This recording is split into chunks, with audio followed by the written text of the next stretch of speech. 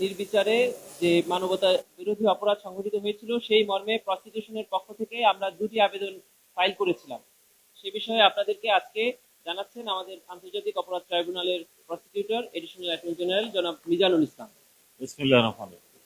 আপনারা জানেন যে 2013 সালে শাপলা চত্বরে যে নারকীয় হত্যাকাণ্ড, নির্মমতা, নিষ্ঠুরতা সহ যে নির্যাতন চালানো হয়েছিল, সেই নির্যাতনের বিষয়ে আমাদের কাছে বেশ কয়েকটি নালিশ এসেছিল। সেই নালিশের ভিত্তিতে আমরা আজকে 9 জনের বিরুদ্ধে অনারেবল ট্রাইব্যুনালে আবেদন দাখিল করে তাদেরকে গ্রেপ্তারি পরোয়ানায় তাদের বিরুদ্ধে ইস্যু করার আবেদন করি।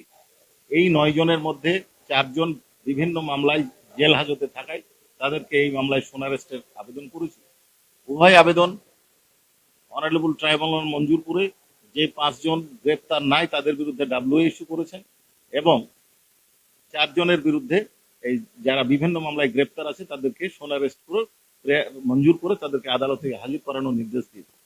যাদের বিরুদ্ধে আমরা আবেদন করেছিলাম তারা হচ্ছেন শেখ হাসিনা, যিনি পলাতক আছেন, ডক্টর মহিউদ্দিন খান আলমগীর, সাবেক স্বরাষ্ট্রমন্ত্রী, ডক্টর ইমরান এইচ সরকার, হাসান মাহমুদ খন্দকার, সাবেক আইজিপি, বেনজির আহমেদ, সাবেক আইজিপি।